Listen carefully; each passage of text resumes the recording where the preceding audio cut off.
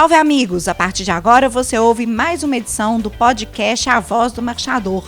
No programa de hoje, informação e entretenimento em um bate-papo descontraído. Comigo aqui, a jornalista Paula Magalhães. Diz aí, Paulinha, quem é a nossa convidada da vez? Oi, Flavinha. Oi, ouvintes. Pois é, hoje nós recebemos a médica veterinária Luana Eufrásio, especialista em clínica e cirurgia de equinos do Hospital VetCheck. Luana, muito obrigada por sua presença com a gente. Eu que agradeço o convite. É sempre um prazer falar de um assunto que todos nós gostamos muito, cavalos. Isso mesmo, e a gente precisa. E a nossa conversa vai ser muito dinâmica e, assim, de uma forma muito descontraída, doutora. Eu gostaria que você explicasse para os ouvintes o seguinte: quais os sinais vitais básicos para o conhecimento das condições físicas e de saúde dos cavalos, falando assim de uma forma bem popular? Então, quando falamos de sinais vitais, né, então a gente pensa nos sinais de vida mesmo, então a gente abrange um pouco da medicina veterinária, que não é aí o que nós visualizamos no dia a dia, não são aqueles sinais que os criadores vão perceber, às vezes, quando você chega numa propriedade, vai visitar alguma propriedade. Então, pensando de uma forma popular, quando a gente pensa numa condição física e de saúde, são aqueles cavalos que a gente nota que tem pelos brilhantes, um score corporal normal, nem magro demais, nem obeso demais, então uma condição corpórea normal para sua faixa etária, cavalos altivos, cavalos que têm interesse ali de rebanho, né, que tem uma atitude coerente com a espécie, que são os cavalos que são muito curiosos. Então esses são os cavalos saudáveis. Agora, pensando em sinais vitais, são sinais que eles são mensurados quando a gente precisa aí realmente realizar um exame clínico desses animais. Um exame, no caso, mais a fundo, feito pelo profissional, né? Exatamente. Quando a gente fala desses sinais vitais, são sinais como a mensuração da frequência cardíaca, frequência respiratória, temperatura retal, coloração de mucosas, a própria atitude em si, a postura desse animal frente ao meio que ele vive. Então, esses são os sinais que nós, quando vamos examinar, nós observamos e a gente acaba fazendo todas as mensurações para entender se essas mensurações estão dentro da normalidade da espécie. Um tratador que tem esse costume, né, com um determinado animal, ele observa facilmente se aquele animal está mais prostrado ou não. Isso mesmo. Os tratadores ou até mesmo aqueles profissionais do manejo do dia a dia, eles estão acostumados exatamente com essas questões. Então, um potro que não acompanha a mãe, né, em um piquete de criação, às vezes um animal, um garanhão, que ele não está tendo atitude de garanhões, um animal que se alimenta de um volume normal ali todos os dias, ele acaba às vezes não se alimentando normalmente naquele dia. Então todas essas condições fazem com que chame atenção no dia a dia, né? E exatamente a prostração, a apatia, e isso que faz com que acenda o primeiro sinal de alerta quando as coisas não estão sendo conduzidas aí, né, da forma que se espera no dia a dia.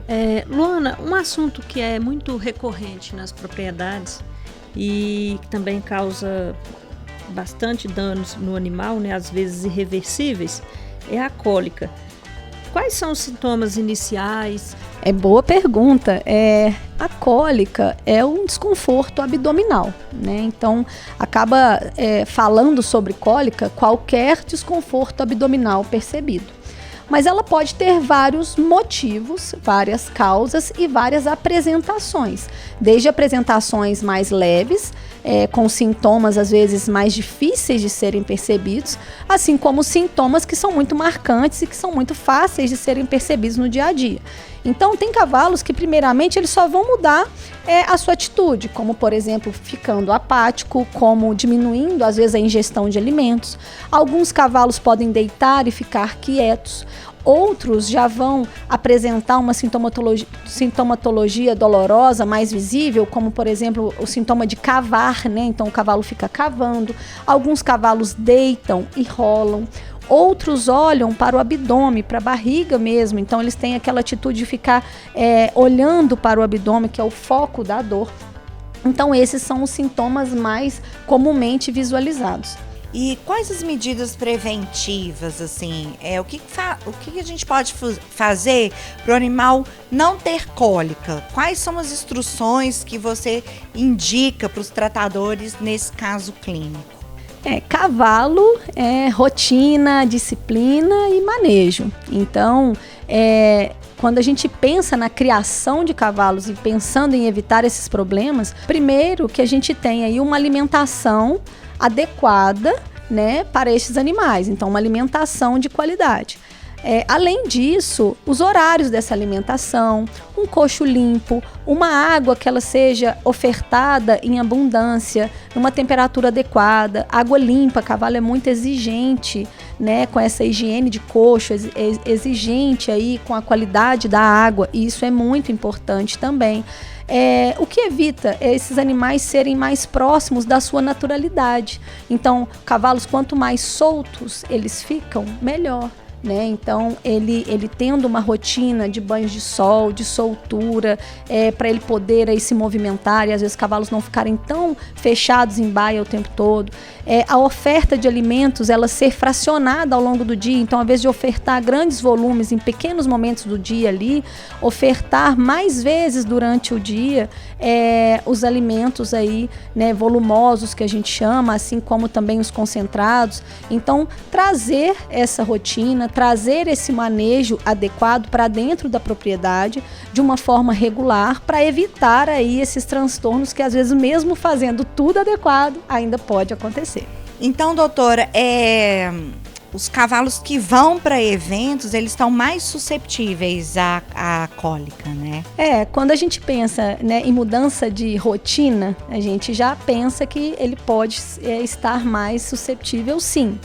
Além disso, né, nós temos, às vezes, mudança alimentar nesse período que a gente sempre tenta manter o mais próximo do natural deste cavalo. A gente tem muito som, barulho, transporte, mudanças de baia. Às vezes a água que ele não está acostumado, as propriedades rurais muitas vezes são poços artesianos, lagoas.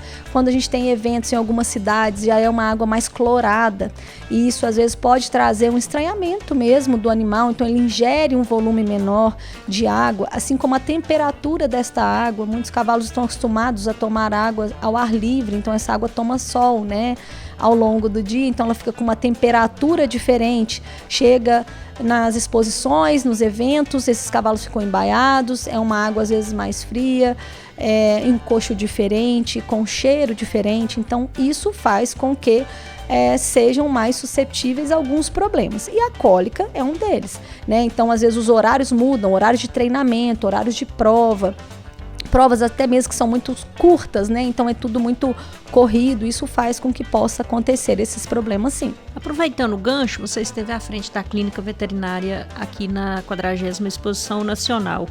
Quais são os casos clínicos mais frequentes em eventos de grande porte, assim?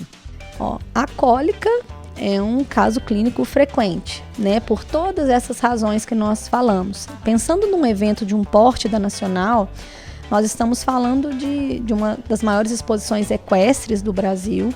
Então nós temos cavalos provenientes aí do Brasil todo. Então cavalos que também vêm de um clima diferente, viagens longas, por mais que eles façam uma adaptação próxima a nós. Então a cólica é sim um problema por tudo que nós falamos. Nós também temos quadros respiratórios, isso associado ao transporte. É uma época mais fria, mais seca aqui para nós também. Isso faz com que alguns quadros respiratórios se tornem mais comuns. Nós temos quadros de hemoparasitoses, como a babésia, por exemplo, que são quadros muito correlacionados à imunidade do animal. Então, esse estresse, às vezes, do transporte, da pista, da mudança de ambiente, faz com que esses animais, temporariamente, fiquem aí um pouco imunodebilitados. E isso faz com que apareçam esse tipo de problemas. assim como alguns traumas de embarque, desembarque, e algumas alergias, por exemplo, isso pode acontecer durante o evento. Então essas são as questões mais comuns que a gente percebe que acontecem de forma aguda, né? Vamos dizer assim. Então, que os cavalos não tinham e quando se aglomeram aqui no parque acabam aparecendo essas patologias aí durante o evento. O que é possível fazer para diminuir esses problemas assim? Hoje os eventos, eles na maioria das vezes já são muito estruturados. E os próprios tratadores, assim como os criadores, o que nós percebemos é que eles já fazem muito para evitar esse tipo de problema. Então, é um cuidado, né, muito grande que a gente vê exatamente porque o objetivo é o sucesso. Todo mundo está ali com o mesmo objetivo, né, que é realmente a vitória. E para que a gente alcance a vitória, a gente tem que evitar qualquer problema durante a fase dos eventos. Então, tentar manter essa rotina do animal mesmo dentro de um parque de exposições, e quando eu falo a rotina é muito mais voltada para uma rotina alimentar, já que a rotina às vezes de treinamento, de entrada de pista, isso não tem como a gente continuar com essa rotina.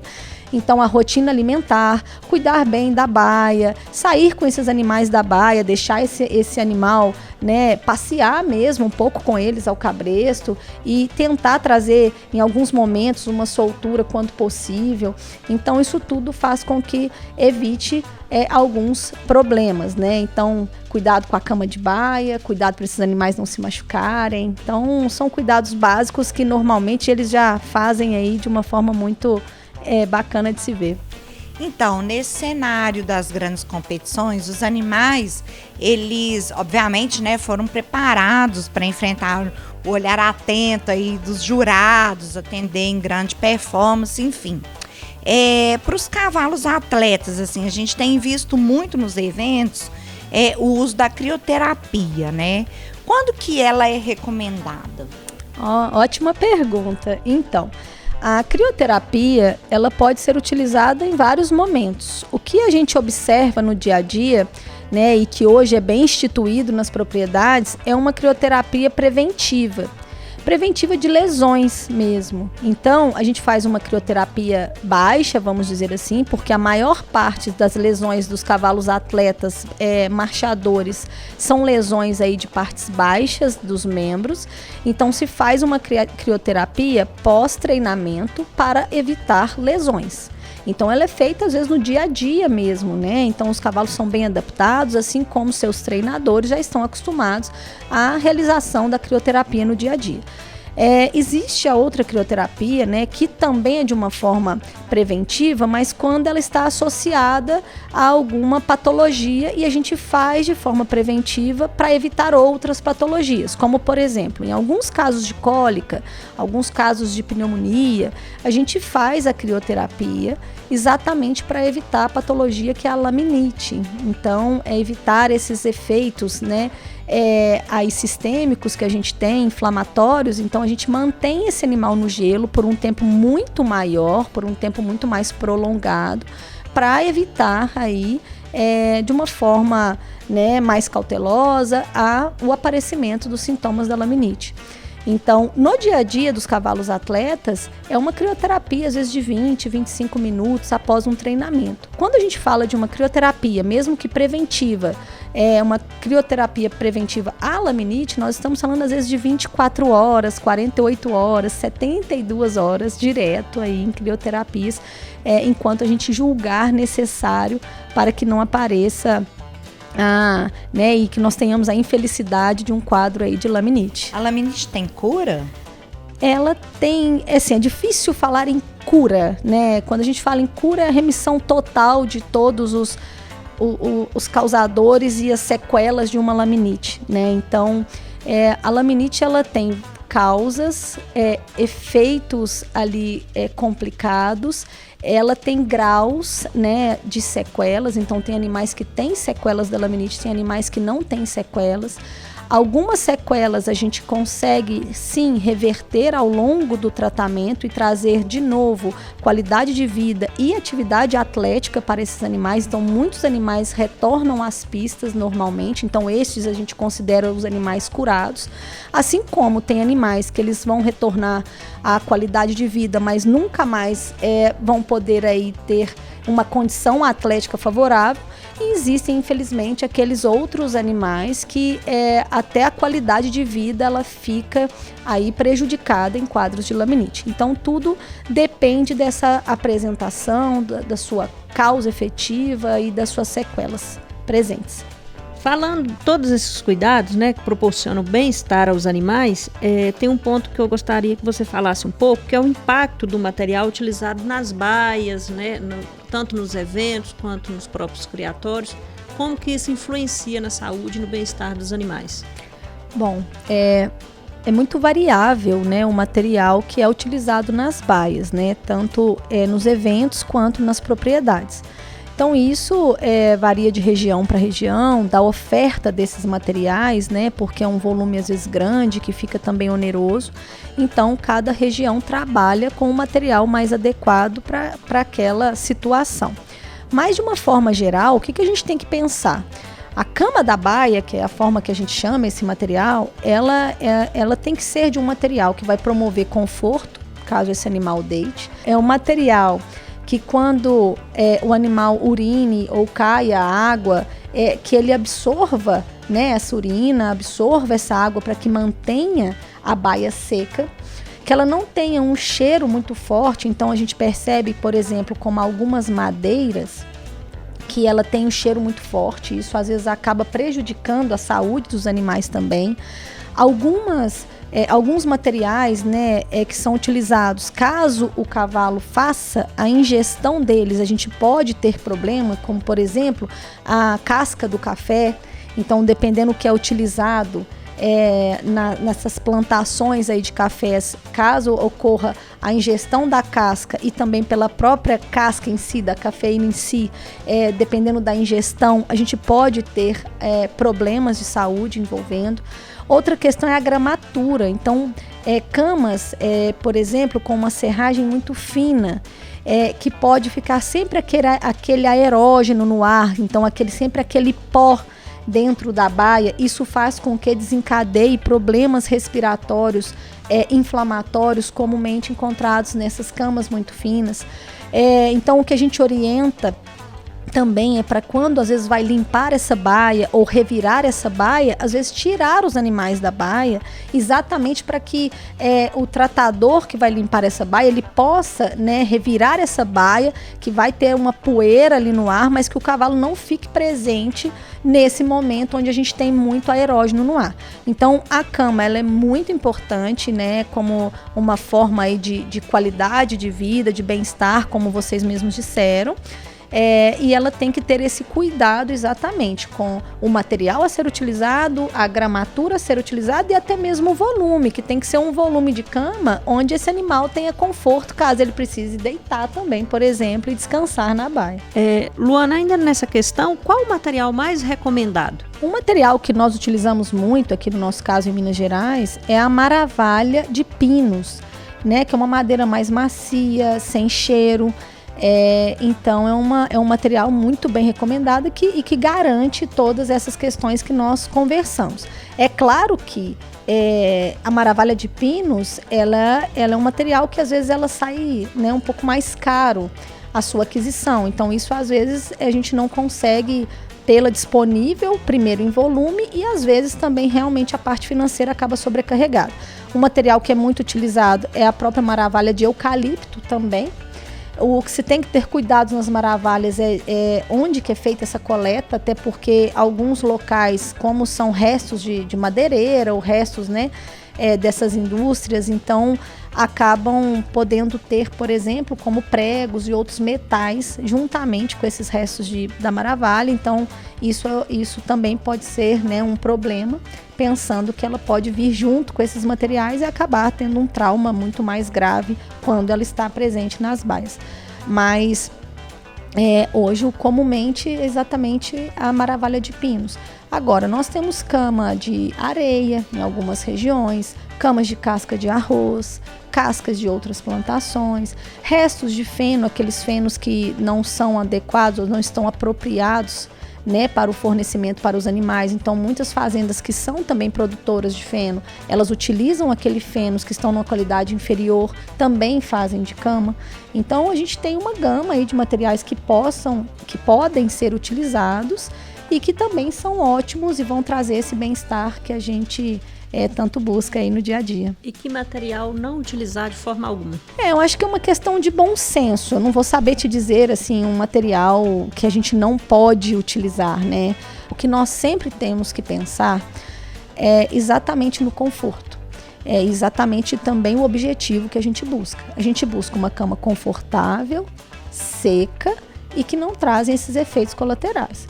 Então, ela tem que ser uma cama fácil de limpar, onde a gente consegue remover fezes, onde a gente consegue remover placas de urina, uma cama que não fica úmida, uma cama que não fica com muito cheiro de amônia mesmo, cheiro de, né, porque a gente consegue remover, né, todas essas sujidades. Um volume de cama onde que também ela não fica uma cama que ela fique muito dura, por exemplo, então o animal não consegue deitar. Agora, o que nós temos também aí de mais moderno e que se utiliza muito em muitas propriedades, que eu não falei por aqui, são as camas de borracha. Então, hoje nós temos empresas especializadas em fabricação de camas de borracha para equinos. Então, faz na medida que você, né, deseja. Camas, às vezes, essas borrachas são fáceis hoje de manuseá-las. Então, elas têm um formato e uma condição onde promove com que essa urina passe por ela, então que ela não fique úmida. De uma maneira que quando você precisa retirá-la também para lavar o piso que está embaixo, que ela seja apropriada. Então, hoje, né, o que a gente tem visto é uma evolução exatamente nesse material, até pela escassez dos outros materiais, preço dos outros materiais e mão de obra, porque mão de obra nas propriedades também hoje em dia é difícil. Hoje a gente tem uma escassez de mão de obra para tratar, para limpar. Essa mão de obra de base, ela está ficando escassa. Então, essas facilidades do dia a dia, ela promove aí uma qualidade no dia a dia do funcional ali, da funcionalidade do aras mesmo, né? Então, a gente também tem que pensar nas facilidades. Então, não adianta complicar demais, que às vezes as coisas não vão sair conforme a gente espera. Então, a gente tem que fazer de uma forma também que funcione no dia a dia. Isso aí, Luana. Adorei receber você aqui, né, Paulinho? Foi muito boas dicas. Bate-papo legal, né? Gostei demais. Então, a gente está, infelizmente, chegando no final do nosso podcast. Eu já vou te convidar para vir mais vezes. E eu acho que, diante de tudo que a gente debateu aqui, vale sempre enfocar a importância do profissional médico veterinário, grandes aliados aí da nossa criação. Obrigada pela presença. Eu que agradeço, né, a gentileza, a forma de conduzir, esse bate-papo gostoso, agrega muito valor para todos nós que trabalhamos no dia a dia e todos nós que vivenciamos o cavalo a todo momento. Então, agradeço muito essa participação e pode convidar que eu estarei aqui presente. Muito obrigada, Luana, por sua participação. E certamente a gente se encontra em outras oportunidades. Fique conectado, acompanhe a BCCMM em todas as plataformas de comunicação, MMTV, Instagram, @BCCMM Oficial, portal e canal do YouTube. A Voz do Marchador é uma produção do Departamento de Comunicação da BCCMM. Obrigada por sua audiência e até a próxima. A Voz do Marchador é um oferecimento de Canan, Droga Vet, Vetnil e Zé o Café.